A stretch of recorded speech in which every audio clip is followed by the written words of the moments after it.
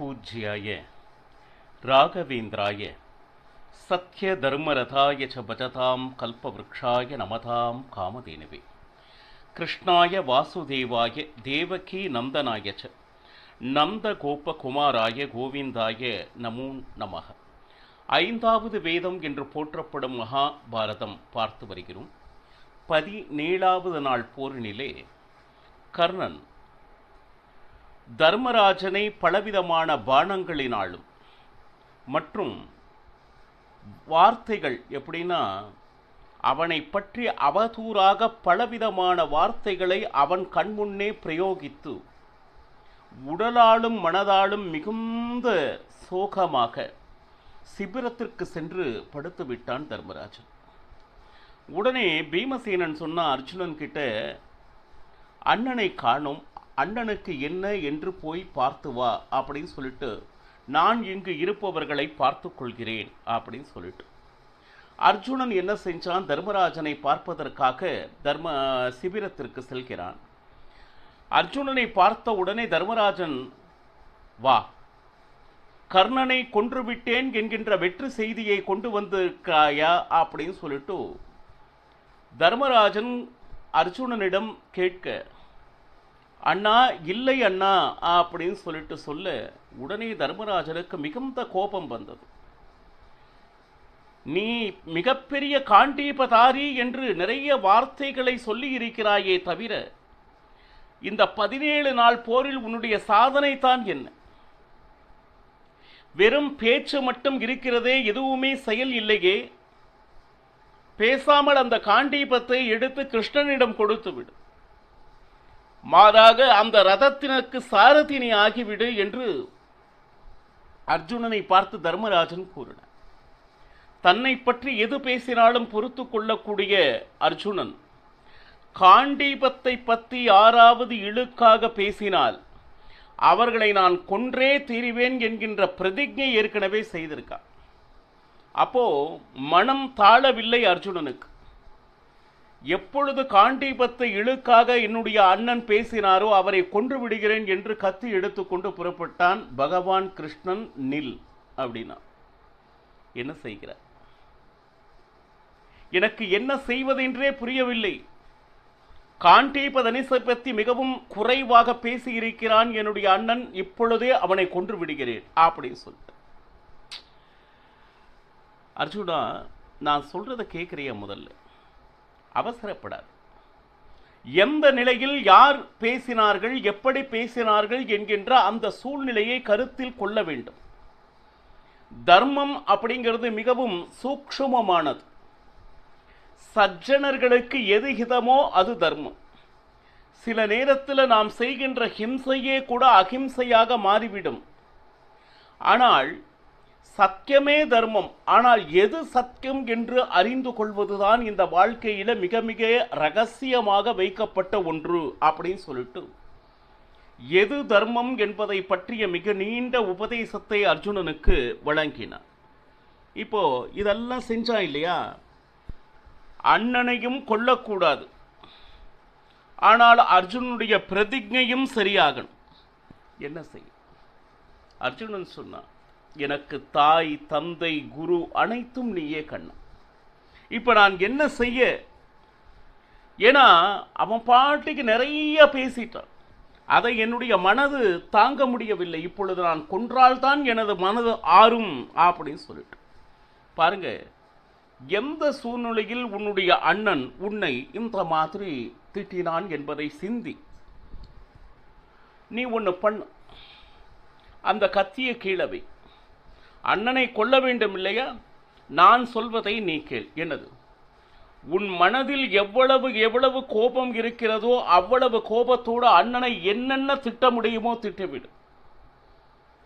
அப்படி ஒருவேளை நீ திட்டிவிட்டால் அண்ணனை கொலை செய்ததற்கு சமம். இதை செய்.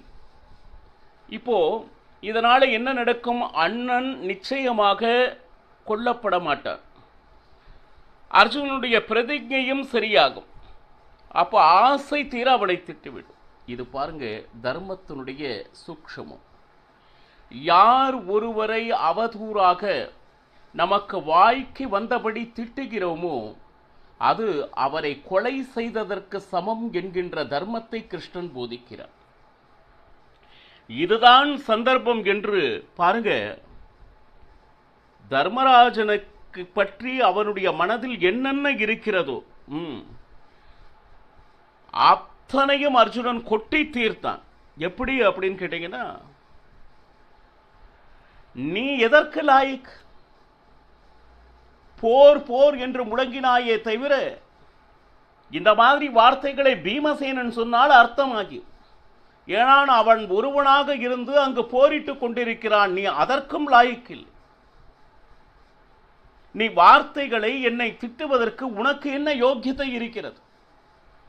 இப்பொழுது போர் நடக்கிறது. ஒருவேளை நாம் வென்றால் கூட அந்த ராஜ்யம் நமக்கு கிடைத்தால் மறுபடியும் நீ அந்த பகடை ஆட்டத்தில் அந்த ராஜ்யத்தை இழக்கத்தான் போகிறாய். உனக்கு எதுக்கு ராஜ்யம்?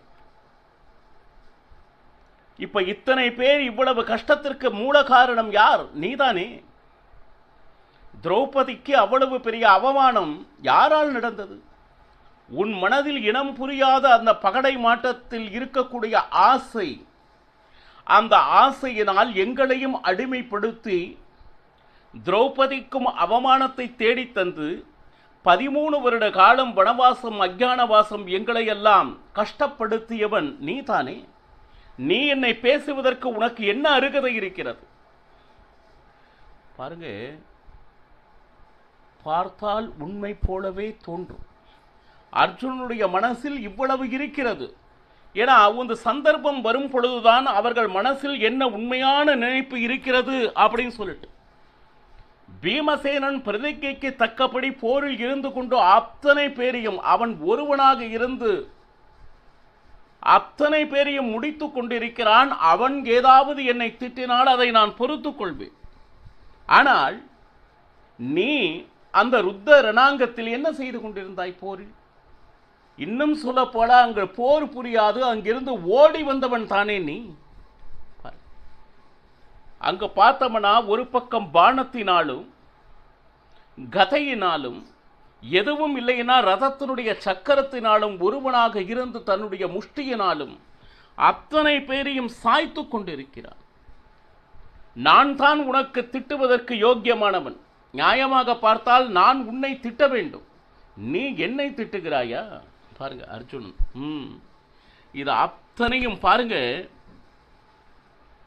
உனக்கு ஒருவேளை ராஜ்யம் வந்தால் நிச்சயம் நீ அதையும் இழக்கத்தான் போகிறாய். நீ சாமானியன் அல்ல, மிக क्रूर சபாவம் என்ன சொல்றது சுபாவத்தை உடையவன் நீ. அதாவது வெளியில் பார்த்தால் தர்மத்தின்படி நடப்பது போல தோன்றும், ஆனால் உன்னுடைய மனது முழுக்க क्रूर எண்ணங்கள் நிரம்பி இருக்கிறது. உனக்கு வெட்கமாக இல்லை? இத்தனை பேருக்கு அண்ணனாக இருந்து எப்படி வாழ வேண்டும் என்கின்ற அந்த பாதை எவ்வளவு ஜாக்கிரதையாக நீ நடத்தி காமிக்க வேண்டும். போயும் போயும் பகடை ஆட்டத்தில் எங்களை எல்லாம் இழந்திருக்கிறாயே, வெட்கமாக இல்லையா? இன்னும் சொல்ல போனா உனக்கு நான் எவ்வளவு செய்திருக்கிறேன் கொஞ்சமாச்சும் அதை நினைச்சு பார்த்திருக்கியா நீ? அண்ணன் அப்படின்னு சொல்லிட்டு மரியாதை கொடுத்து நான் செய்த அனைத்தையும் நீ மறந்து விட்டாய். பாருங்க, உனக்கு வாய்தான் ஜாஸ்தி.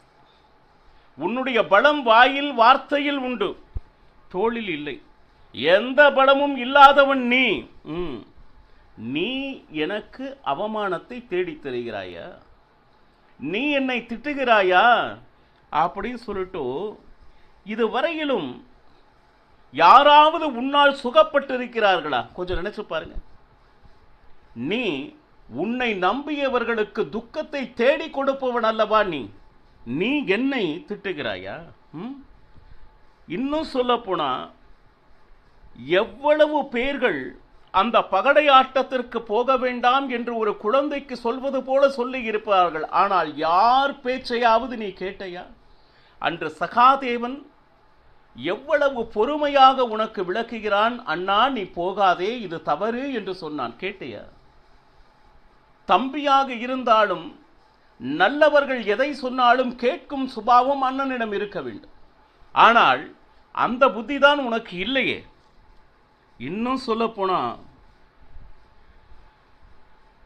நிச்சயமாக நீ இருந்தால் உன்னை நம்பி யாரும் உயிரோடு இருக்க முடியாது அப்படின்னு சொல்லிட்டு வரிசையா அர்ஜுனன் தன்னுடைய மனதில் தர்மராஜன் மேல் இருக்கக்கூடிய அத்தனை விஷயங்களையும் கொட்டி தீர்த்தான். கொட்டி தீர்த்தவுடன் அவன் மனது மிகவும் காயமானது. கொஞ்சம் நினைச்சு பாருங்க, சில நேரம் நம்ம மனசுல இருக்கிறையெல்லாம் கொட்டிடுவோம், ஆனா மனது உறுத்த ஆரம்பிக்கும். என்னுடைய அண்ணனையா நான் இப்படி பேசினேன் அப்படின்னு சொல்லிட்டு உறக்கம் இல்லை, என்ன செய்யறதுனே தெரியல. இந்த நேரத்தில் என்னென்ன பேசணுமோ எப்படியெல்லாம் பேசக்கூடாதோ அதெல்லாம் பேசிவிட்டேனே அப்படின்னு சொல்லிட்டு அவன் மனது உறுத்த ஆரம்பித்து விட்டான். உடனே என்ன செய்தான்? மறுபடியும் ஒரு கத்தியை எடுத்தான். இதற்கு மேல் நான் உயிரோடு இருக்கக்கூடாது. எப்பொழுது ஒரு கூட பிறந்த அண்ணனை இப்படியெல்லாம் வார்த்தைகளால் காயப்படுத்தினேனோ நிச்சயமாக நான் உயிரோடு இருக்கக்கூடாது அப்படின்னு சொல்லிட்டு கத்தியை எடுத்தான். உடனே கிருஷ்ணன் வந்தான். என்ன செய்கிறாய் அர்ஜுனா?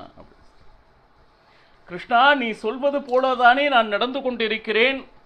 என் மனதில் என்னென்ன இருக்கிறதோ அதை அத்தனையும் தர்மராஜனை திட்டி தீர்த்து விட்டேன். ஆனால் என் மனது மிகவும் வலிக்கிறது கண்ணா. நீ சொல்றபடிதான் செஞ்சேன், ஆனால் என்னால் அந்த மனசாட்சி என்னை உறுத்தி கொண்டிருக்கிறது. இனிமேல் நான் உயிரோடு இருந்து ஆகப்போவது எதுவும் இல்லை.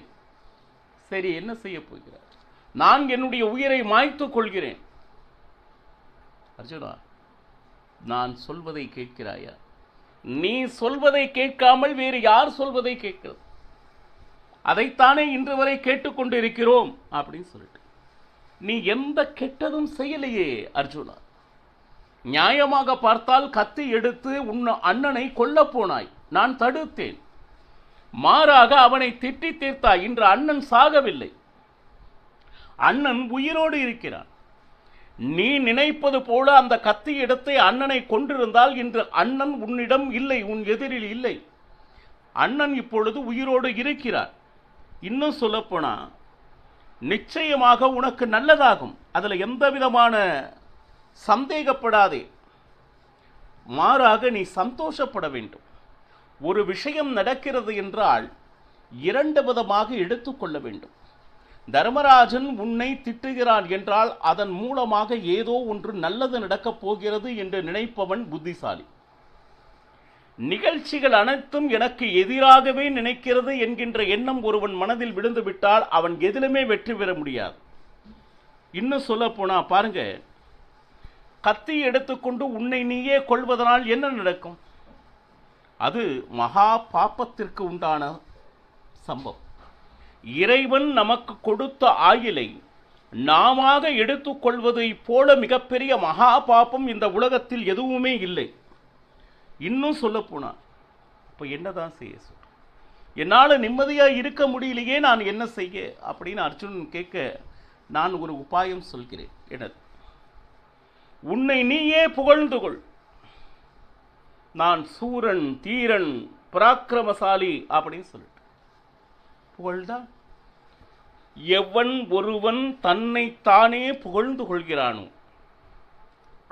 அவனே கொள்வதற்கு சமம், ஆத்மஹத்தியம் செய்வதற்கு சமம், தன்னைத்தானே குத்தி கொலை செய்து தன்னை இழப்பதற்கு சமம்.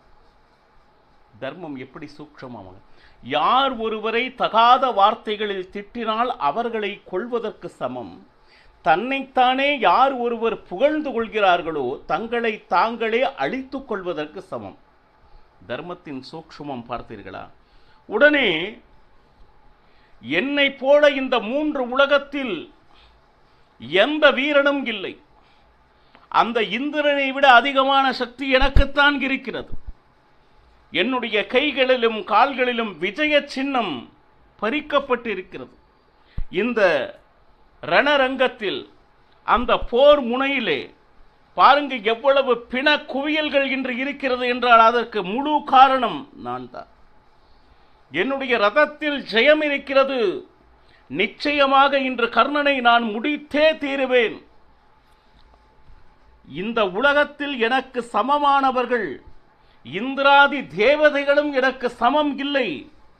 பார், இதெல்லாம் தன்னைத்தானே புகழ்ந்து கொண்டவன் ஓடி வந்து தர்மராஜனுடைய காலை பிடிச்சு அவனை திட்டினான், தன்னை புகழ்ந்து கொண்டான். இப்பொழுது அண்ணன் கால் பிடித்து கொண்டிருக்கிறான். ஆனால் தர்மராஜனுடைய கம்பீரம் போனது. என்னதான் அந்த வார்த்தைகளை கேட்ட உடனே ஆடி போய்விட்டான் தர்மராஜன். இன்னும் சொல்லப்போனா, நான் உங்களுக்கெல்லாம் ரொம்ப கஷ்டம் கொடுத்து விட்டேன் அர்ஜுனா. ஏன்னா என்னை கொன்றுவிடு, நீ சொன்னது அனைத்தும் சரியே. பகடை ஆட்டத்தின் மேல் இருக்கின்ற ஆசையினால் உங்களையெல்லாம் அடிமைப்படுத்தி திரௌபதிக்கு மிகப்பெரிய அவமானத்தை தேடி தந்தவன் நான். அதுல எந்த விதமான சந்தேகமும் இல்லை. என்னை கொன்றுவிட அர்ஜுனா. ஏன்னா இந்த உலகத்திலே மிகப்பெரிய முட்டாள் யார் என்றால் அது நான் தான். முரட்டு சுபாவம் என்னுடையது தான். அப்போ எனக்கு பதிலாக பீமசேனனுக்கு ராஜ்யத்தை கொடுத்து விடு, நான் இப்பொழுதே காட்டுக்கு செல்கிறேன் அப்படின்னு அர்ஜுனன் கிட்ட சொன்ன ஆரம்பிச்சான். பகவான் கிருஷ்ணன் ஓடி வந்தார். எப்பொழுதெல்லாம் ஆபத்து வருகிறதோ அந்த நேரத்திலெல்லாம் பகவான் கிருஷ்ணன் ஓடி வந்து என்ன சொல்கிறான் என்பதனை நாளையும் பருகலாம். சர்வம் ஸ்ரீ கிருஷ்ணார்ப்பணமஸ்து. ஹரே ஸ்ரீனிவாச.